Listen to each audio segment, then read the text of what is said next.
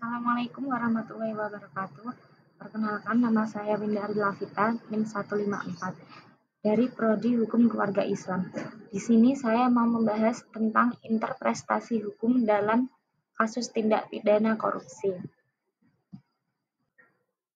Interpretasi hukum dalam kasus tindak pidana korupsi.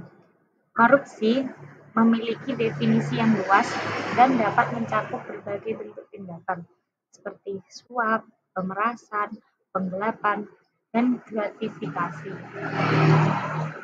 Unsur-unsur tindak pidana korupsi. Setiap tindak pidana korupsi memiliki unsur-unsur yang harus dipenuhi agar dapat dibuktikan di pengadilan. Prinsip-prinsip hukum pidana. Penegakan hukum terhadap kasus tindak pidana korupsi harus didasarkan pada prinsip-prinsip hukum pidana, seperti asas legalitas, asas keadilan, dan asas kemanfaatan.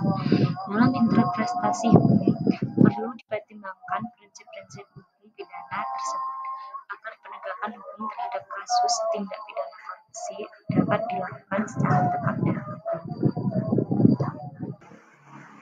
Contoh interpretasi hukum dalam kasus tindak pidana korupsi.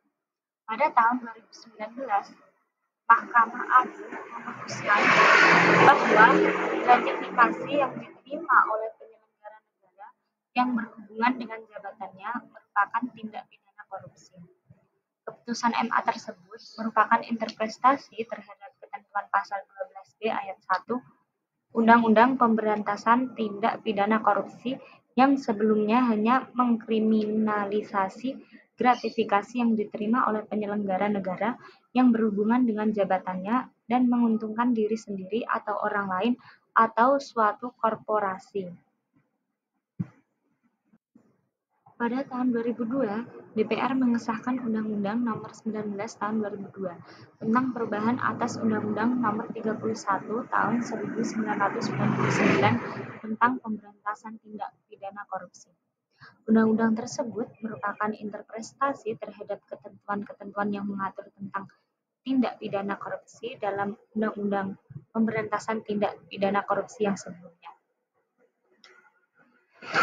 Undang-Undang Nomor 19 Tahun 2022 tentang perubahan atas Undang-Undang Nomor 31 Tahun 1999 tentang pemberantasan tindak pidana korupsi memiliki beberapa ketentuan yang progresif seperti perluasan definisi korupsi, klasifikasi tindak pidana korupsi, penerapan pidana penjara seumur hidup, pembentukan pengadilan khusus tindak pidana korupsi.